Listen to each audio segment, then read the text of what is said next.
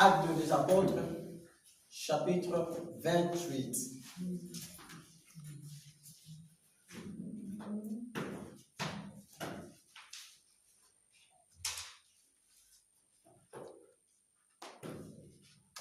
Actes des Apôtres, chapitre 28, du premier verset jusqu'au 6e verset. Vous y êtes? Nous sommes. Ok. Je lis au nom de Jésus. Amen. Amen. Nous allons nous lever pour honorer la parole de Dieu. Merci beaucoup. Que Dieu vous bénisse. Amen. Actes des Apôtres, chapitre 28, verset 1er à 6, la Bible dit: Après nous être sauvés, nous reconnûmes que l'île s'appelait Malte. Les barbares nous témoignèrent une bienveillance peu commune. Ils nous recueillirent tous auprès d'un grand feu qu'ils avaient allumé parce que la pluie tombait et qu'il faisait grand froid. Paul ayant ramassé un tas de broussailles et l'ayant mis au feu, une vipère en sortit par le feu de la chaleur et s'attacha à sa main. Verset 4. Quand les barbares virent l'animal suspendu à sa main, ils se dirent les uns aux autres: Assurément, cet homme était un meurtrier. Puisque la justice n'a pas voulu le laisser vivre après qu'il a été sauvé de la mort. Verset 5. Paul secoua l'animal dans le feu et ne ressentit aucun mal. 6. Ces gens s'attendaient à les voir enfler ou tomber morts subitement, mais après avoir longtemps entendu, voyant qu'il ne lui arrivait aucun mal, ils changèrent d'avis et dirent que c'était un Dieu. Parole du Seigneur. Amen. Nous allons nos places, merci beaucoup. Je m'en vais lire le deuxième verset sur le livre des Psaumes, Psaume chapitre 82, verset 6 à 7. Psaume chapitre 82, verset 6 à 7. La Bible dit: J'avais dit, vous êtes de Dieu, vous êtes tous les fils du Très-Haut, cependant vous mourrez comme mourrez. Cependant, vous mourrez comme des hommes. Cependant, vous mourrez comme des hommes, vous tomberez comme un prince quelconque. Amen. Amen. Ici, c'est Dieu qui est en train de nous parler. Nous savons, le livre de Psaume, c'est le livre, en fait, poétique. C'est comme des poèmes. Mais la Bible dit que, ici, c'est les chants. Amen. Ils étaient en train de chanter. Et non seulement leur chanson s'est limitée par là, mais ils chantaient tout en prophétisant. Amen. Il y a de ceux-là qui chantent, mais ils prophétisent directement. Il y a ceux-là, il y a beaucoup de gens qui ont écrit les psaumes. Les gens pensent que souvent c'est seulement David. Mais il y a David, il y a Salomon, il y a Jephthé, il y a Jéditum, il y a Moïse, il y a la confrérie de Corée et il y a Asaph. Amen. C'est un peu ça le psaume. Alors ici, Dieu est en train de parler par Asaph. En fait, c'était une confrérie. Il parlait, en fait, il chantait, mais il prophétisait. Et Dieu ici est en train de dire: J'avais dit que vous êtes de Dieu. Mais pourtant, vous mourrez comme un homme, comme un prince quelconque. Vous êtes des princes. Cela veut dire des fils du roi. Amen. Je voudrais dire à quelqu'un que tu es la fille du roi. Je voudrais dire à un homme que tu es le fils du roi. Amen. Est-ce que je me fais comprendre? Amen. Pour dire, le fils du roi, ça s'appelle comment? Un prince. Et nous avons un roi qui est au-dessus de tous les rois. Amen. Il y a des rois dans ce monde. Il y a des sœurs qui se sont fait même des rois. Mais aujourd'hui, nous connaissons leur clair tombeau. Et ils sont restés là depuis qu'ils sont morts. Mais les rois qui siègent dans les cieux, nous connaissons que son tombeau est vide. Lorsqu'il est entré sur la terre après 3 jours l'avait vomi. Et lui, il a un corps qui possède la gloire. Son sacerdoce n'est pas transmissible comme les sacerdoces d'Aaron. Il est le véritable roi. Et tandis que lorsque nous les recevons, nous devenons naturellement, directement, spirituellement les enfants de Dieu. Pour dire que nous devenons des princes. Je me fais comprendre. Amen. Mais si Dieu a dit, j'avais dit que vous êtes de Dieu. Parce qu'un Dieu ne peut qu'enfanter un Dieu. Amen. Je me fais comprendre. Amen. Un lion n'enfante qu'un lion. Amen. Amen. Et l'homme ne peut donner naissance qu'à un homme. De même, Dieu donnera naissance seulement à deux dieux. Et lorsque nous recevons Jésus, nous naissons en lui. Amen. Et nous devenons les enfants de Dieu pour dire que nous devenons des dieux. Et si Dieu est en train de dire, j'avais dit, donc il avait déjà dit depuis longtemps. Mais seulement si que les hommes n'arrivent pas à comprendre ce que Dieu dit. Dieu l'avait déjà dit, que vous êtes de Dieu. Mais pourtant, vous mourrez comme un prince quelconque. Cela veut dire, comme meurent les hommes. Il est enterré, après, on oublie son histoire. Vous voyez, David est déjà mort. Si vous allez en Israël, vous allez voir son tombeau. Mais jusqu'à aujourd'hui, nous continuons à parler de David. Pourquoi? Parce qu'il était un prince, il était un enfant de Dieu. Amen. Vous savez, un homme mauvais, quand tu fais de mauvaises choses, quand l'enterre, il est oublié et toute sa mémoire part. Mais pas un homme bon.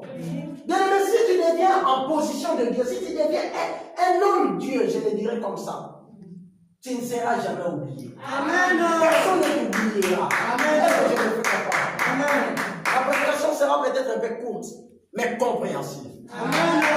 Alors ici, tu es en train de signaler que j'avais dit que vous êtes de Dieu. Et pourtant, vous mourrez comme mourrait un prince comme quelqu'un, comme un homme simple. Bien aimé, tu n'es pas un homme simple.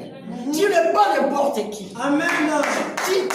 Tu n'es pas comparable à tout le monde. Depuis que tu as reçu Jésus dans ta vie, tu es devenu une nouvelle créature. Amen. La Bible dit que les choses anciennes sont passées et voici que toutes choses sont devenues nouvelles.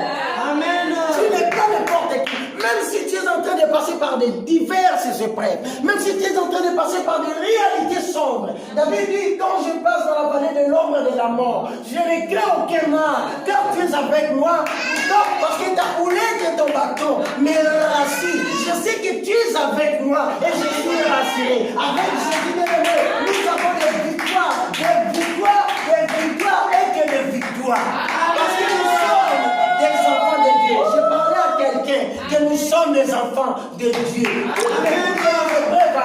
Pour qu'écoute qu'il y a des réalités, pour qu'écoute qu'il y a des choses qui te font souffrir, mais mets-toi dans la tête que tu es un enfant de Dieu. Amen. Seul éprouve la disette, mais ceux qui se confient à l'Éternel ne sont privés d'aucun bien. Amen. Tu ne manqueras jamais de bien. Parce que tu es un enfant de Dieu. Il peut s'arriver qu'aujourd'hui tu manques les pains, mais demain sera meilleur. Il peut s'arriver qu'aujourd'hui tu manques à manger, tu manques à s'habiller, mais demain sera plus meilleur. Est-ce que je parle à quelqu'un? Amen. Quelque chose dans la vie d'un enfant de Dieu. Les épreuves seront toujours inévitables. Amen. Amen. Tu es appelé à passer par les épreuves. Écoute, les épreuves, c'est une école où Dieu aiguise notre conscience. Les épreuves, c'est une école où Dieu nous forme. Autrefois, j'avais mentionné, lorsque nous demandons quelque chose à Dieu, Dieu regarde que non, tu n'es pas capable actuellement de les gérer, de les maîtriser parce que tu vas les gaspiller. Imaginez un diamant dans les mains d'un enfant. Amen. Qu'est-ce qu'il fait? Parce qu'il ne connaît même pas l'usage.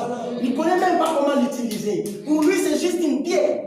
Amen. Une pierre qui brille. Mais pour nous, nous savons que c'est la matière première. Amen. Amen. Alors, lorsque nous demandons quelque chose à Dieu, il regarde que non, je peux les donner actuellement, mais il n'est pas prêt.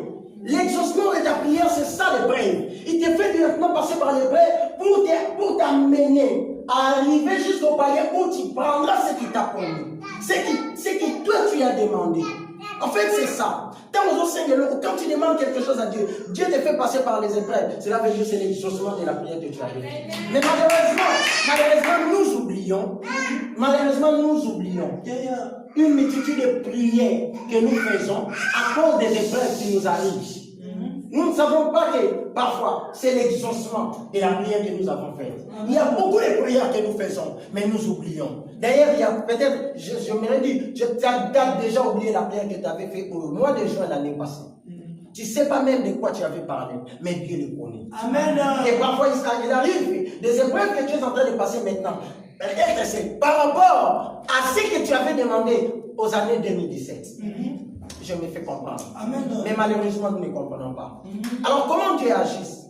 Parce que Dieu, sachant que nous sommes de Dieu, sachant que nous sommes des princes, mais aussi longtemps que nous vivons comme des esclaves, nous ne comprenons pas notre rang, notre position et à quelle classe nous appartenons. Amen.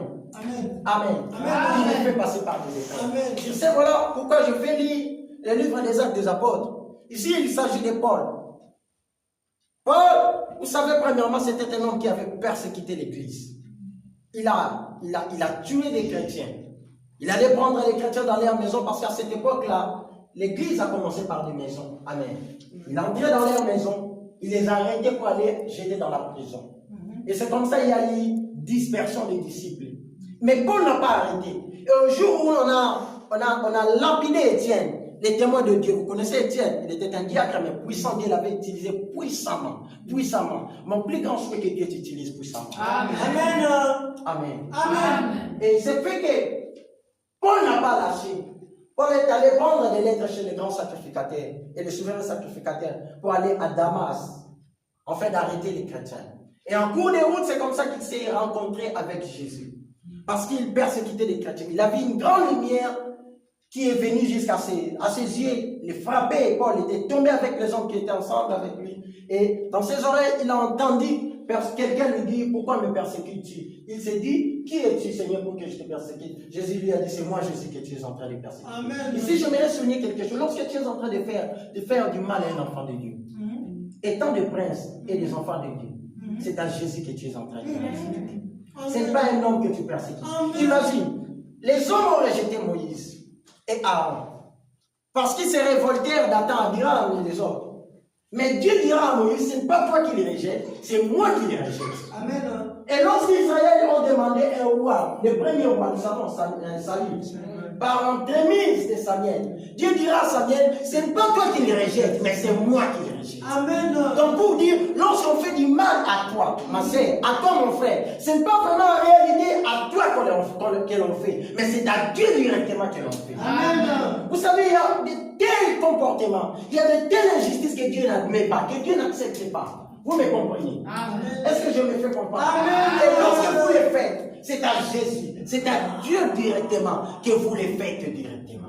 Vous touchez à Dieu directement. Vous touchez à Dieu directement. Je précise bien, c'est à Dieu que vous touchez. Et ce jour-là, Paul avait touché Jésus. Amen. Et la Bible dit que Dieu le frappa des yeux. Jusqu'au point où il est allé, on le conduisit par la main à Damas. Et Dieu envoya un homme qui s'appelait Ananias. Il était en train de prier pour lui dire, va dans telle maison, tu trouveras un homme en train de prier. Il s'appelle Paul. En ce moment, il prie. Et tu imposeras les mains sur lui et il verra. C'est un instrument que j'ai choisi. Amen. Amen. Et Dieu l'envoya. Et Dieu l'envoya. Il imposa les mains sur Paul. Et Paul a commencé encore de voir de nouveau. Et c'est comme ça que Dieu avait choisi Paul.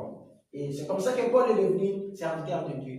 Et c'est fait qu'il a prêché la parole, mais il y avait des rivalités. Il y avait des gens jusqu'au point où on l'a arrêté et on voulait le faire comparaître. Et Paul a demandé de comparaître devant César, à Rome. Parce que Dieu l'avait dit, de même que tu as rendu témoignage de moi ici à Jérusalem, il faut que tu rendes aussi témoignage de moi à Rome. Et c'est comme ça que Paul est allé à Rome. Mais en cours de route, ils étaient en bateau. Après avoir été sauvés, c'est ce que la Bible dit maintenant ici. Parce qu'ils avaient fait naufrage. Ces gens devaient mourir. Les diables en voulaient à leur vie. Les diables s'est décidé d'en finir avec leur vie. Mais Dieu s'est décidé de sauver leur vie au travers de Paul. Vous savez, tel que tu es là, tu peux sauver beaucoup de gens. La Bible dit la prière d'un juste peut sauver toute une nation. Toute une nation. Bien aimé, tu n'es pas n'importe qui, c'est ce que j'étais en train de dire. Imaginez, Dieu s'est décidé d'en finir avec Israël. Mais la Bible dit que Moïse était là à la brèche. Cela veut dire que Moïse était là pour intercéder en faveur d'Israël. Et la colère de Dieu s'apaisa à cause seulement d'un seul homme. La Bible dit que c'est par un seul homme que le péché est entré. La vie aussi. Le salut aussi, c'est par un homme que cela est venu. Si c'est par un homme que le mal est entré, le bien peut entrer aussi par un homme. À cause de Jésus, le bien peut aussi entrer. Est-ce que je me fais comprendre? Amen. Alléluia. Amen. Et à cause des Paul qui étaient dans le bateau, la Bible dit que Dieu a donné la vie. Dieu a préservé la vie à tous les gens qui étaient dans le bateau. Jusqu'au point où ils sortirent dans l'eau, où ils devaient mourir, parce qu'ils étaient déjà les candidats de la mort. Ils sortirent dans l'eau et ils se retrouvèrent dans une île appelée Malte. Vous savez qu'une île, c'est une partie de terre entourée par l'eau. Amen. Une partie de terre entourée par l'eau. Et il faisait tellement froid ce jour-là, la Bible dit, vous connaissez, nous sommes dans l'hiver, vous savez les froids. Amen. Et il pleuvait. Vous savez, quand il pleut, il fait froid, il fait encore très froid. Amen. Et Paul, comme un homme bien instruit, bien éduqué, Amen. Amen. Paul, comme un homme, je disais comment? Bien éduqué. Il sait que je suis au milieu des hommes. Je dois faire ma part. Je dois apporter ma part. Je dois contribuer quelque chose. La Bible dit que comme il faisait froid, ils ont allumé un feu. Et tous les gens étaient autour du feu. Il y avait des gens qu'on appelait les barbares, les gens de cette île-là. Et c'est fait que Paul aussi, comme un homme bien éduqué, il est allé prendre une broussaille. Amen. Il l'amena pour les mettre dans le feu. En fait, que le feu ne s'éteint pas. La Bible dit, à cause des bois, le feu s'éteint. Je voudrais dire à quelqu'un que tu es un bois. Amen. Que Dieu doit utiliser. Et tu dois briller.